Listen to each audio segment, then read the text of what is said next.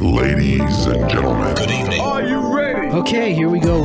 You're listening to the Deal Room Podcast. Join us as we bring you the inside scoop on business sales and acquisitions. Get across trends in the area and hear the industry's best recount their real-life tips, traps, and experiences. Now, here's your host, Joanna Oakey.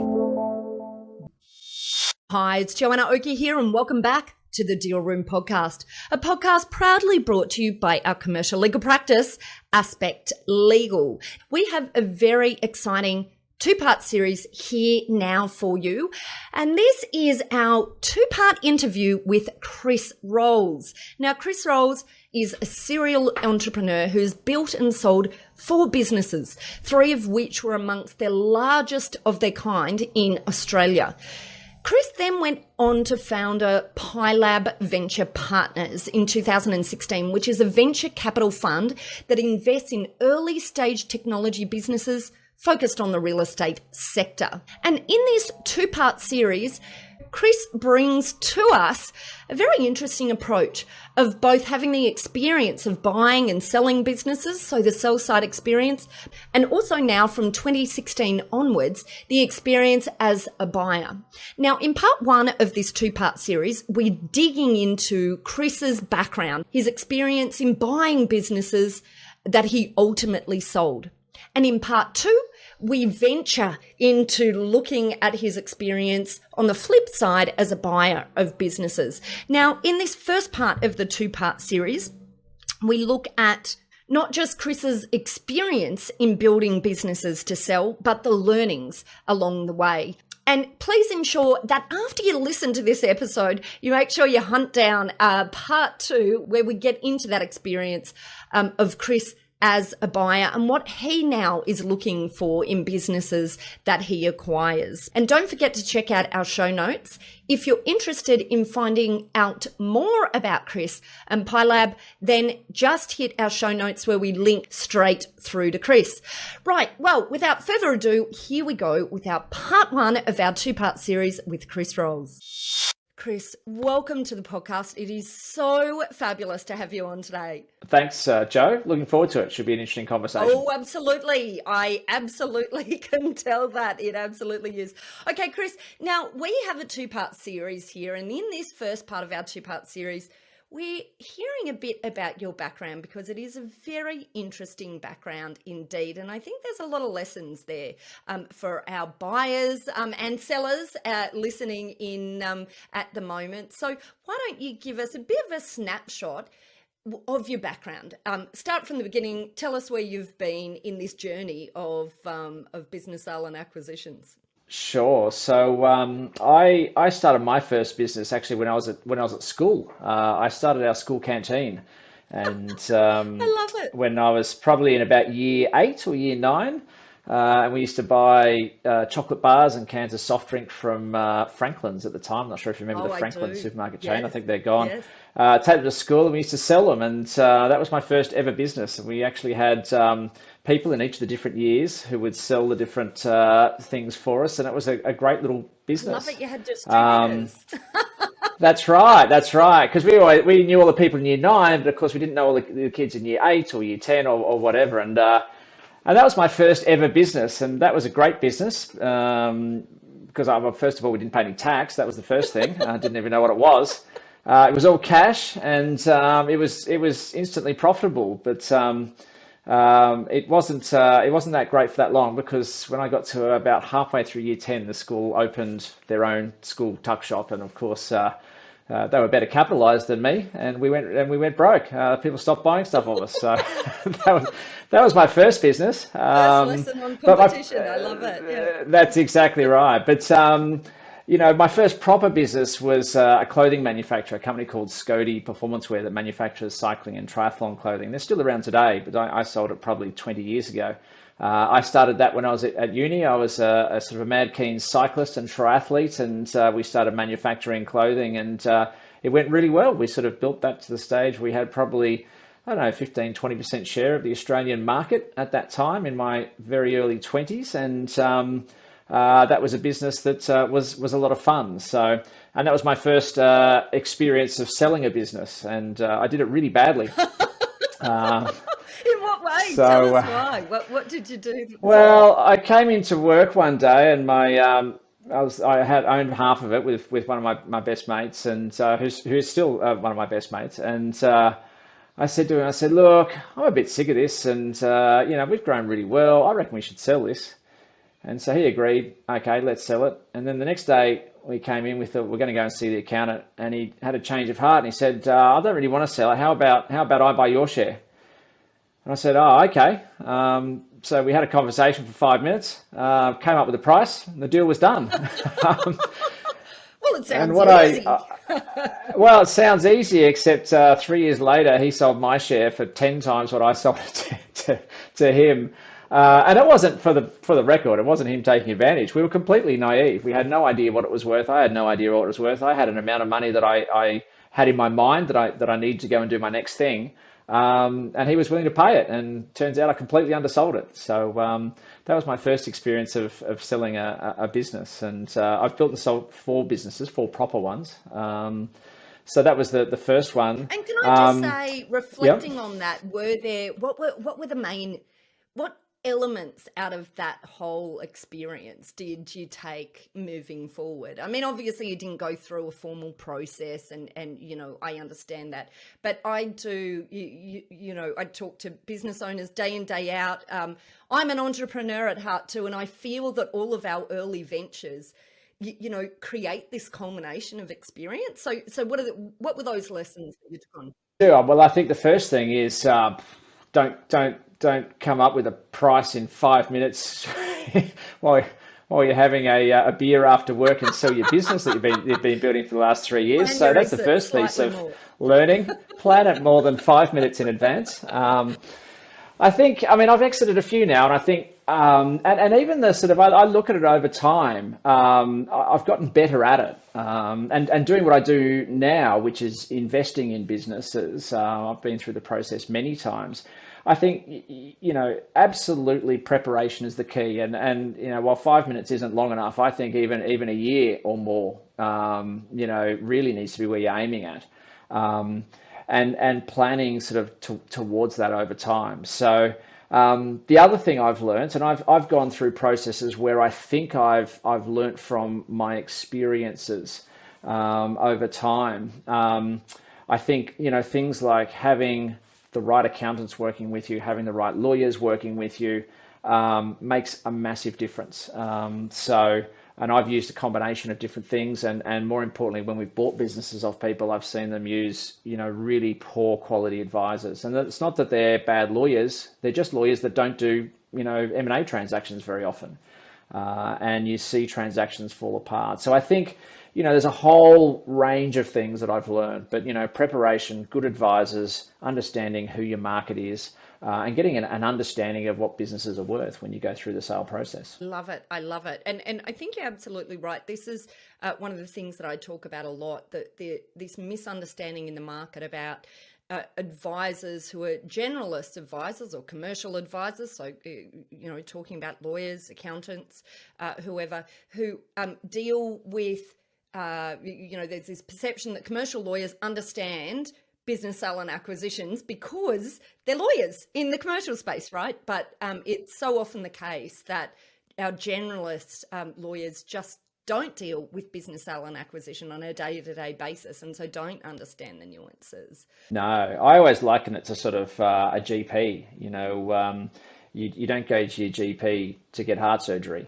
You go to a heart surgeon, and they're very different things. Your typical accountant deals with tax. Your typical lawyer deals with commercial contracts, predominantly everyday business stuff like lease agreements, and they'll be spread across a whole range of different things, both business, personal, wills, estates, mergers and acquisitions, and the legal transaction documents, around the sale of a business are a very specialist topic. And what's interesting, it's not just that if you use the wrong lawyer that you'll get the wrong advice. It actually increases the chance of the transaction falling over, because I've seen on the other side, lawyers come back with things that are completely uncommercial. And I look at that and think, there's no way and we're not asking for things that are unreasonable. We're just asking things that most lawyers that are experienced in mergers and acquisitions would understand that that's a completely normal ask. And you see transactions fall over unnecessarily as a result of those sorts of things. Now, I interrupted you. You told us about your first, your second business, really, your clothing business. What was after that? So I've had a few. So after that, I started a business called First Class Accounts. Actually, I invested alongside a guy who I was doing some consulting work with. This is a while ago. This is when the GST was introduced, and he had a business that was kind of like small business accounting. So he was helping small businesses with their bookkeeping, helping them computerize their accounts. And of course, what happened is the government of the day introduced the goods and services tax, and all of a sudden his phone just rang off the hook. There just weren't enough accountants, advisors, bookkeepers around to deal with the 2 million businesses that had to computerize their accounts, or move on to MYOB or QuickBooks at the time. Xero didn't exist back then. And so we franchised that business, and 18 months later, we had sort of 120 franchises around Australia. So we were sort of in the right place at the right time with, this very rapidly growing business.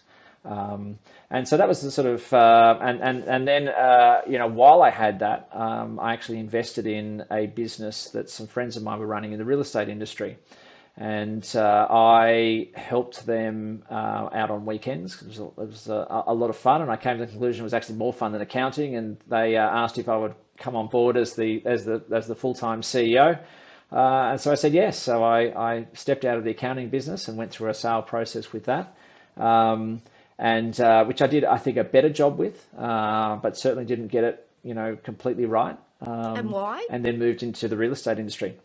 Oh, look, I think, once again, preparation. So it was one of those things where I wasn't expecting to sell it. This other opportunity came up.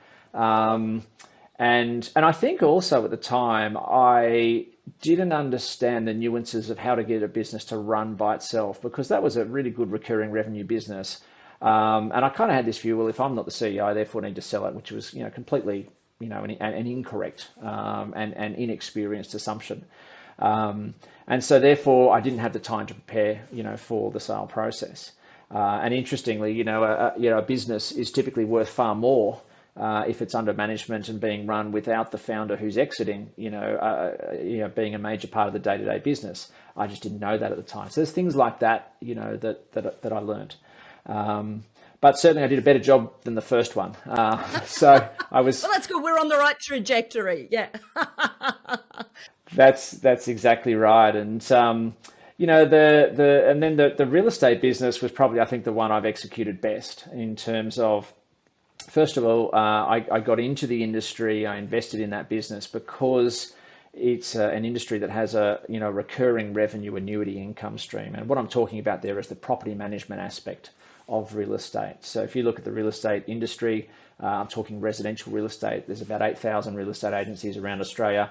The bulk of them generate most of their revenue from sales, so selling properties. Almost all of them do some element of property management, which is managing investment properties, so putting tenants in, collecting the rent, doing inspections, doing maintenance, etc. But typically it's an industry that's serviced very poorly, and that's because the people that own most real estate businesses are salespeople, and they're out focusing on selling property, and their property management is sort of the poor cousin. We took a view that that's actually the biggest opportunity. So really good quality business that sell for high multiples, and poor competition because, most business owners in the industry aren't focused on it. And so we built a very large business, one of the largest in Australia. So we had a portfolio of about $2.5 billion of property, predominantly around Queensland. I'm based in Brisbane. And we sold that probably about 7 or 8 years ago now. And to a national player, and we were a good fit for them. And it's also a business that's fairly easy to value, so you don't have too many issues in terms of negotiation around valuations, because they're businesses that sell very, very well because the buyer is effectively buying a contracted revenue stream. And, I went through a much better process. I had better advisors. I had prepared for that, and it was a good outcome. Love it. And when you entered the business, did you entered the business obviously at the same time that you were involved in the accounting business, but as you were leading into building the business, did you have in your mind now planning for exit, given your last two experiences? Yeah, so the answer is yes. So I think a lot of people get into business, and I certainly did as well, without really any plan. You kind of go, oh, I'm going to start a business, and I'm going to make some money. I'm going to, get some customers, and if our revenue is more than our expenses, then things are going pretty well. And I've got a business, and most people don't think about, well, how long are you going to do it for? What do you want to achieve? How are you going to grow it? What do you actually want your business to look like? And as a result of that, a lot of people get themselves into sort of a situation where their business pretty much dominates their lives. I think a lot of people get into running businesses with this idea that I can be the boss and I can, work convenient hours, and then they get in there and they realize that actually that's not how it works. In fact, quite the opposite. You end up working more hours, often earning less than what you did previously. And that's, I think, partly as a result of a lack of understanding and a lack of planning as to what they want to do with their business. So certainly with that business, absolutely, it was a business that we were building to sell. Love it. Okay, and then where to next after that? So after that, so that was about 7 years ago, and then that's where I decided that I was going to start investing in businesses. And so I started a firm called PieLAB Capital, and what we do is we acquire businesses. We sometimes acquire 100% of them. Sometimes we acquire, a majority of them, and work with the, partner with the person that's there to help grow those businesses. And we do that on behalf of our investors. So our investors invest in our fund, and we go out and acquire small and medium businesses and help them grow. And that's really sort of the next segment of my journey that I'm working on at the moment. And the next segment of our podcast, as it turns out, too. Absolutely. But before we finish off with this part one of the two-part series, and look, I'm really excited for part two, where we talk about business acquisitions and looking at that process through a buyer's eyes, because I think that's such an important insight for people who are building to sell or close to the point of at exit to be able to recognize. But before we get to that, I just want to come back to these learnings. And you talked about this in the beginning, but preparation is the key, and having the right deal team. Are there any other sort of insights, I guess, that you have gleaned through your experiences? Yeah, sure. I think I think one of those is, if you're thinking of selling a business, looking at it through the eyes of the buyer, and what the buyer and most importantly, what are the risks to that buyer.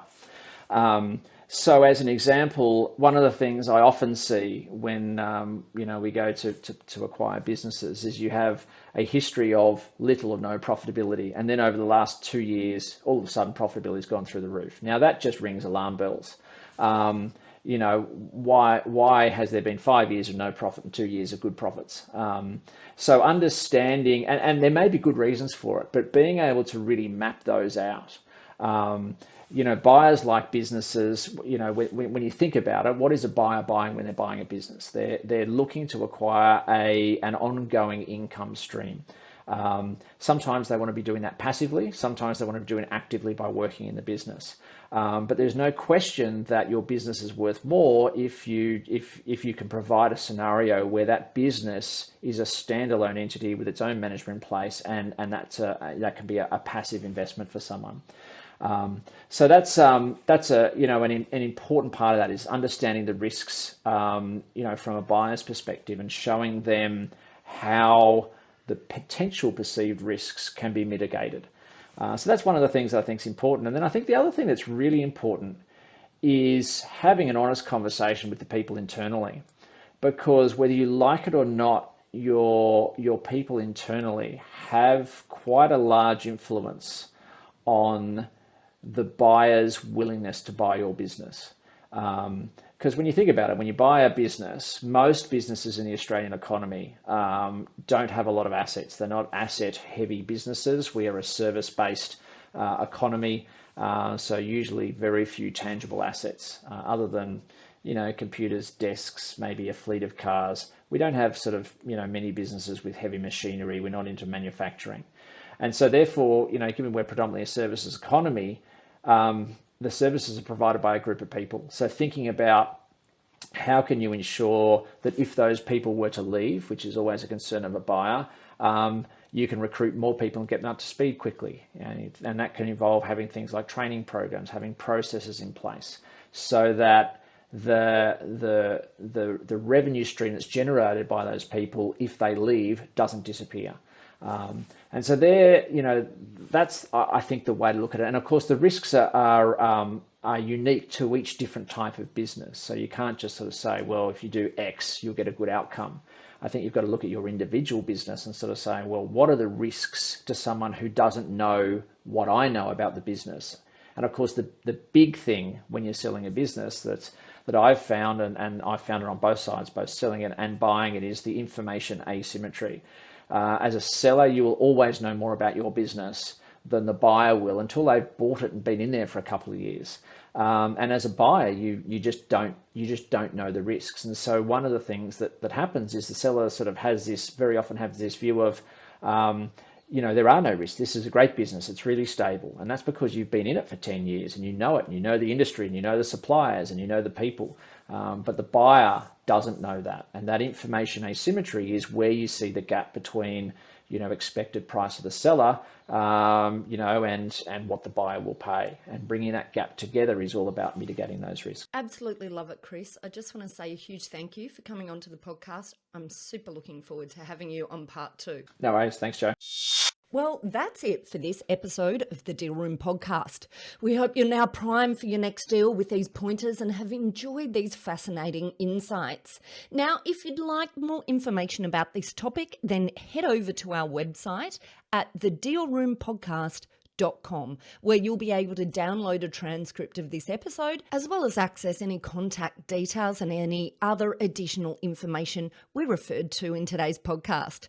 Now, if you'd like to get in contact with our guests today and the services they offer, you can go ahead and check out our show notes for a link right through to them and their details. You can also book in directly with our legals at Aspect Legal if you'd like to soundboard your next steps, discuss a legal question, or find out more how we can assist, whether that's with buying or selling a business, or perhaps somewhere in between. Now, don't forget to subscribe to the Deal Room podcast on your favourite podcast player to get notifications whenever a new episode is out. We'd also love to hear your feedback, so please leave us a review and rating if you're already one of our subscribers, or even if you're listening to this podcast for the very first time. Every review helps our team produce valuable content for you. Well, thanks again for listening in. You've been listening to Joanna Oakey and the Deal Room podcast, a podcast proudly brought to you by our commercial legal practice, Aspect Legal. See you next time.